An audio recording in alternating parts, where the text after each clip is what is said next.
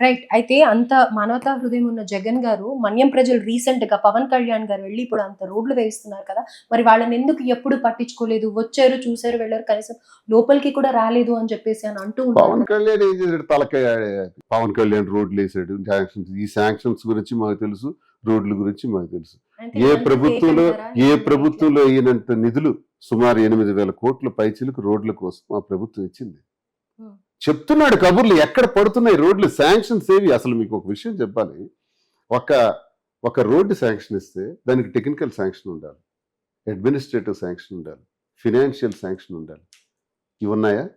పవన్ కళ్యాణ్ ఇచ్చే ఏ వాగ్దానానికైనా ఇవి ఉన్నాయో చూపించండి ఫస్ట్. ఇప్పుడు నేను అసెంబ్లీలో అదే అడుగుతాను. మా కౌన్సిల్ స్టార్ట్ అసలు అవుతుంది కదా. వెళ్తారా అసెంబ్లీకి? ఎందుకు వెళ్ళే వెళ్ళాం? ఛాన్సెస్ ఉన్నాయి. జగన్ గారు వెళ్తారా? జగన్ మేము వెళ్తాం కదా, మేము వెళ్ళి మీరు మాట్లాడతాం జగన్ కౌన్సిల్. గారు వెళ్ళే ఛాన్సెస్ ఎందుకు వెళ్ళాలి? మేము అడిగింది ఎందుకు ఇస్తారా లేదా? వెళ్ళకూడదు? మరి ఇన్ని సార్లు పోస్ట్‌పోన్ చేశారు కదా! ప్రతిపక్ష మరి సాధారణ అనర్హత వేటు వేస్తారు అని అంటున్నారు. మరి దానికైనా పర్వాలేదు ఏం కదా! జరిగే పరిస్థితి లేదు. అనారత వేట్లు అవన్నీ జరగను, కానీ అది చెప్పుకుంటారు ఈ కథలు. హ్మ్. ఇప్పుడు ఉమ్, అసెంబ్లీకి వెళ్ళటానికి, అసెంబ్లీలో టైమింగ్స్, బిజినెస్ రూల్స్ ఎలా ఉంటాయంటే, రూలింగ్ పార్టీకి అక్కడ ఉన్న సంఖ్యను బట్టి ఒక టైం ఉంటుంది, అపోజిషన్ పార్టీకి కూడా సంఖ్యను బట్టి టైం ఉంటుంది. సరే, మా సంఖ్యను బట్టేనే మా టైం మాకు ఇవ్వాలి. ఇస్తే మేము ప్రజా గొంతై మాట్లాడతాం. అపోజిషన్ అంటే అర్థం ఏంటి? ఆన్ బిహాఫ్ ఆఫ్ పీపుల్ ఉంటాం. రూలింగ్ అంటే అర్థం ఏంటి? The rule the people. కానీ ఆ రూల్ చేసే మీరందరూ దానిలో వాయిస్ కంటే కూడా జగన్ గారు వెళ్లి మాట్లాడితే ప్రజలందరూ ఎదురు చూస్తున్నారు. మేము అసెంబ్లీకి వస్తారు అని. అడిగిన ప్రతిపాదనకి ఇప్పుడు 9 నెలలు అవుతుంది. ఎందుకు స్పీకర్ గారు కానీ ముఖ్యమంత్రి గారు రెస్పాండ్ అవ్వట్లేదు? మేము అడిగింది ఒకటే, మాకు ప్రతిపక్ష హోదా ఇవ్వండి అన్నాం. ఎందుకు అడుగుతున్నామంటే, మామూలుగా అయినా వెళ్ళి ప్ర- మీరు ఏమన్నారు? ఆ, ఇప్పుడు మంచి టైం కదా, మీరే అంటున్నారు వాళ్ళు పథకాలు అమలు చేయలేదు అని. ఇంకా ఎన్నో ఉంటాయి మీరు మాట్లాడాల్సినవి. అవన్నీ వెళ్ళి మీరు ఒక్కొక్కటిగా ఎక్స్‌ప్రెస్ చేస్తే డెఫినెట్ గా పబ్లిక్ అదే చూస్తున్నారు, మీడియా కవర్ చేస్తుంది. అదే అప్పుడు అది మీకు చెప్తున్నాను. ప్లస్ అయ్యి అప్పుడు ఏమైనా పొజిషన్ ఇచ్చే ఛాన్సెస్ అదే ఉంటాయి. నేను చెప్తున్నా. మేము కౌన్సిల్కి వెళ్తాం, వెళ్ళేటప్పుడు అసెంబ్లీకి కూడా వెళ్తారు సార్. వెళ్ళేటప్పుడు అసెంబ్లీ బిజినెస్ రూల్స్ లో అపోజిషన్కి ఒక టైం కేటాయించాలి. టైం కేటాయించాలంటే మాట మాత్రంగా కుదరదు. అపోజిషన్ హోదా ఇవ్వాలి. వీళ్ళకి అపోజిషన్ హోదా ఇచ్చి ఆ హోదాకి మేము 40 నిమిషాలు ఇస్తాం, Hmm. కేటాయించండి. రోజులో 40 నిమిషాలు కేటాయించండి. మీరు అసలు ఆ 40 నిమిషాలు మాకు చాలు, ఆడేసుకుంటాం. రాకపోతే నో ఎలా నో accept చేస్తారు? జగన్ అనే టైగర్ గాని అసెంబ్లీలో అడుగు పెడితే చంద్రబాబు నాయుడుకి, కూటమి ప్రభుత్వానికి షివరింగ్, ఆ షివరింగ్ తెప్పియండి అనే కదా చెమట్లు. అడుగుతున్నారు. అందుకే టైం ఇవ్వరు. టైం ఇవ్వండి అని అడుగుతున్నాం మేము. వెళ్తే కదా టైం. మాకు హోదా ఇవ్వండి అని అడుగుతున్నాం. అది వెళ్ళకపోవడానికి మీరు reason హోదా ఏంటి? ఇస్తే మేము నిజం వస్తాం. చెప్పండి. మీరు హోదా ఇస్తే మేము వస్తాం. హోదా ప్రకటించమనండి, ప్రతిపక్ష హోదా ఇవాళ ప్రకటించమనండి. రానున్న సెషన్స్ కి జగన్మోహన్ రెడ్డి గారు వస్తారు. మీరు ప్రకటించకుండా వెళ్ళాల్సింది. కోర్టుకు కూడా వెళ్ళాం కదా ప్రతిపక్ష హోదా ఇవ్వమని. వీళ్ళు ఇవ్వకపోవటం వల్ల కోర్టుకు వెళ్తే కోర్టు నుంచి వచ్చిన నోటీసులు కూడా అంటే స్పీకర్ ఒక అందుకోవట్లేదే. హోదా ఉంటేనే మీరు వెళ్తారు. Yes, అంతేగాని లేకపోతే మామూలు వెళ్ళకూడదండి, ప్రజల కోసం వెళ్ళకూడదు. వెళ్ళరు. మీరు ఇప్పుడు హోదా గురించి ఆలోచిస్తున్నారు తప్ప ప్రజల సమస్య హోదా గురించి ఏంటి? అలా కాదు. మీరు వెళ్ళి ప్రజల పక్షాన ఈ పథకాలు అమలు అవ్వట్లేదు, ప్రజలు ఏంటి హోదా అంటే అర్థం ఏంటంటే, హోదా ఇస్తేనే మాట్లాడతారా లేకపోతే అది మాట్లాడతారా? హోదా అంటే ఎక్స్ట్రా చైర్ వెయ్యరు, హోదా అంటే ఎక్స్ట్రా వెయ్యరు జీతం కదా? ఇవ్వరు కాదు. అదే పని చూడండి అలా చూడండి మాట్లాడతారు. చూడండి ఇప్పటికైనా వెళ్ళి నేను అర్థం అదే చేసుకోండి. మాట్లాడొచ్చు కదా? హోదాని ఎందుకు అడుగుతున్నాం అంటే, ఎక్స్ట్రా చైర్ కోసం, ఎక్స్ట్రా గౌరవ వేతనం కోసం, ఎక్స్ట్రా అదే ఫెసిలిటీస్ అనిపిస్తుంది మరి. ఎక్స్ట్రా ఫెసిలిటీస్ కోసం అడగట్లేదు. We don't want. అసలు జగన్మోహన్ రెడ్డి గారికి సెక్యూరిటీ తీసేసినారు, దాని గురించి మేము మాట్లాడటం లేదు. మేము అడిగింది ఓన్లీ ఫర్ టైం. హోదా ఎందుకు అడుగుతున్నాం అంటే, మాట్లాడే స్పేస్ మాకు మైక్ కట్ చేసేస్తారు, మాట్లాడంగానే మైక్ కట్ చేస్తారు. మొదటి రోజు వెళ్ళాం కదా, వెళ్తే ఎక్కడ అవకాశం ఇచ్చారు? జగన్మోహన్ రెడ్డి గారు వెళ్ళారు, అందరితో మేము వెళ్ళాం, ఎంతసేపు ఎమ్మెల్సీలు అందరం వెళ్ళాం. ఫస్ట్ టైం మేము సుమారు 45 మినిట్స్ కూర్చున్నాం, టైం ఇవ్వలేదే. ఇంక ఇదే జరిగితే మాకెందుకు అక్కడ? టైం ఇవ్వండి, మా టైం మాకు చెప్పండి. 40 మినిట్స్ ఇస్తారా, 70 మినిట్స్ ఇస్తారా? మీ టైం ఏంటో చెప్పండి అబ్బా ఫస్ట్.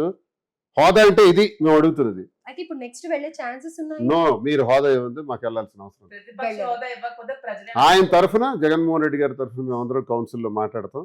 జగన్మోహన్ రెడ్డి గారు ప్రజాగళం మీడియా ద్వారా ప్రశ్నిస్తారు, దానికి సమాధానం చెప్పండి. డెఫినెట్ గా మీరు పబ్లిక్ ఫిగర్స్ ఇప్పుడు పాపులారిటీ అని అంటున్నారు. ఏంటి? ప్రతి ఒక్కరికి ఇది తెలుసుకోవాల్సిన అవసరం ఉంది కదా. చెప్పాలి కదా, అతను ఎందుకు వచ్చి చెప్పలేకపోయారు మీడియా ముందుకు వచ్చి తిని ఇలా అలా అని. మా ఇద్దరు డిస్టర్బెన్సెస్ ఉన్నాయి కాబట్టి తను కూడా సైలెంట్ గా ఆయన రెస్పాండ్ అయింది పిల్లల కోసం ఆ రోజు, కానీ ఈమెని స్కేప్ గోట్ చేశాం మా కుటుంబానికి సంబంధించి. రాజకీయాల్లోకి తీసుకొచ్చి, రాజకీయాల్లో బలీయంగా పనిచేస్తున్న ఆమెకు సంబంధం ఉందని వాణి ఎప్పుడైతే దుష్ప్రచారం చేసిందో, దానివల్ల నేనెంత డ్యామేజ్ అయ్యానో ప్రజల దగ్గర, అధిష్టానం దగ్గర, మీరు అన్నట్టుగానే ఆమె కూడా అన్నవారి దగ్గర, అత్తవారి దగ్గర డ్యామేజ్ అయ్యారు. Hmm. డ్యామేజ్ అయినప్పుడు ఇంట్లో జరగాల్సిన సంఘర్షణ జరుగుతుంది. అవును. ఆ సబ్జెక్ట్ వేరు, పిల్లల గురించి ఆయన రెస్పాండ్ అయ్యే సబ్జెక్ట్ వేరు. మీరు ఆ సబ్జెక్ట్ కి ఈ సబ్జెక్ట్ కి లింకప్ చేసి మాట్లాడుతున్నారు. పిల్లలకు సంబంధించి మాధురి గారు కాబట్టి పిల్లలకు అందులో సంబంధించి ఆయన రెస్పాండ్ అయ్యే విధానం చూసి అందరు షాక్ అయ్యారు. బికాజ్ అంత పాజిటివ్ గా ఏ హస్బెండ్ పిల్లల గురించి ఎవరైనా అంటే ఊరుకుంటారేంటి?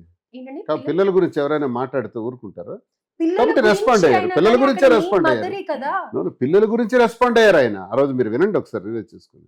వాళ్ళు నా పిల్లలు, మాధురి ఎలాంటి వ్యక్తో నాకు తెలుసు, నన్ను కూడా గోరుముద్దలు బాగా పెట్టింది, చూసుకుని బాగా చూసుకుని అని రెస్పాండ్ అయ్యారు. ఇక అలాంటి వ్యక్తికి అలాంటి భర్త ఉండేటప్పుడు వాణి అనే వ్యక్తి మాధురికి శ్రీనికి రిలేషన్ ఉందని దుష్ప్రచారం చేసినప్పుడు మరి కన్నవారు అత్తవారి దగ్గర ఎంత డ్యామేజ్ అవుతారు? ఎంత So, భర్త definitely. క్షమించినా అవును. చాలా డ్యామేజ్ అయ్యారు కదా, సంఘంలో డ్యామేజ్ అయ్యారు కదా, సమాజం ముందు డ్యామేజ్ అయ్యారు కదా, క్యారెక్టర్ అసాసినేషన్ అయింది కదా. అప్పుడు ఆమెకి దిక్కుతోచని పరిస్థితి వచ్చి ఒంటరిగా మిగిలిపోయారు కదా. Hmm. అప్పుడు నేనేం చేయాలి? నా కుటుంబం వల్లే కదా నాశనం అయింది. నా కుటుంబం బాగానే ఉన్నారు, ఆస్తులన్నీ రాసేసాను, పిల్లలు డాక్టర్స్ అయిపోయారు, ఒక పాప మ్యారేజ్ అయిపోయింది, ఇంకో పాపకి రెడీగా మ్యారేజ్ చేయడానికి సిద్ధంగా ఉన్నాను. We are safe, but her life is on the road. ఏం చేయాలి చెప్పండి, మీరే సలహా సూచన ఇవ్వండి. వదిలేయమంటారా? ఆమెకి ఏ దారి కాదు, ఏదో ఒకవేళ ఆ టెన్షన్లో ఒకవేళ ఏదైనా సూసైడ్ గట్రా కమిట్ చేసుకుంటే ఆ పాపం మాకుండదా? నువ్వు అధైర్యపడకు, నీకు వచ్చిన ఈ దుర్మార్గమైన పరిస్థితికి నేను భరోసాగా ఉంటానని మాటిచ్చాను. అప్పుడు నేను ఒంటరిగానే ఉన్నాను. ఎందుకంటే వాణి ఎప్పుడైతే టికెట్ ఇచ్చేసానో ఆమె టికెట్ పొందిన తర్వాత ఇంటికి తాళం వేసి నాకు కూడా ఇబ్బంది పెట్టారు. ఆ తర్వాత ఒక 1.5 సంవత్సరం కాలం పాటు మాధురియే నాకు అన్ని ఏర్పాట్లు చూశారు. అంటే ఇద్దరం కూడా ఒక ఒంటరితనంలో ఆమె నన్ను విడిచిపెట్టేలా, ఆమె భరోసాగా నన్ను నిలబడటం చూసి నేను ఆమెకు భరోసాగా నిలబడాల్సి వచ్చింది. ఆ నిలబడటాన్ని రహస్యంగా ఉంచుకుంటే హ్యాపీ, మీరు కూడా అడగరు. రహస్యంగా ఉంచలేదు. మేము చేసిన మంచో చెడో ఏదంటే బయటికి చెప్తాం. అదే మా ట్రాన్స్పరెన్సీ అంటున్నాను. అందుకే జనం మాకు అంగీకరిస్తారు అంటున్నాను, అంగీకరించారు అంటున్నాను. ఇంత జరిగినా టెక్కల్లో నాకు 73,000 ఓట్లు వచ్చాయి. ఇంత జరిగినా నిన్నగాక మొన్న 15 రోజుల ముందు వచ్చి నామినేషన్ వేసేవాడు 50,000 60,000 మెజార్టీతో గెలిస్తే నా మీద పోటీ చేసిన అచ్చెన్నాయుడు రాష్ట్ర పార్టీ అధ్యక్షుడిగా 30,000 మాత్రమే అతని మెజారిటీ. అందరికైనా తక్కువ మెజారిటీ అచ్చెన్నాయుడిది. ఒకవేళ ప్రజలు మాకు అలా ఆలోచించి ఉంటే అచ్చెన్నాయుడు 60,000-70,000తో గెలవాలి, నాకు 73,000 రాకూడదు. ప్రజలకి ఇవన్నీ తెలుసు, కూడా వాస్తవాలు తెలుసు కాబట్టి మాకు ఓటు ద్వారా అలా శక్తి ఏంటో చూపించారు. ఇంత వేవ్లో కూడా, కూటమి వేవ్లో కూడా. అయితే ఇంకా మీ రాజకీయ ప్రస్థానం ఎందుకు ఉండదు? ఉంటుంది, అలానే చచ్చే వరకు ఉంటుంది, ఈ ఊపిరి ఉన్నంత వరకు ఉంటుంది. రాజకీయాలను 25 ఏళ్ల కష్టం ఎక్కడ ఎందుకు విడిచిపెట్టేస్తాను? 25 ఏళ్ల కష్టం ఎందుకు విడిచిపెడతాను? నేను జనంకి చెప్పాను. జనంకి చెప్పి చేస్తున్న వాళ్ళు ఎంతమంది ఉన్నారు? చెప్పకుండా జనం అనుమానిస్తుంటే ఆ వాస్తవాల్ని చెప్పలేక బ్రతికే వాళ్ళు చాలా మంది ఉన్నారు.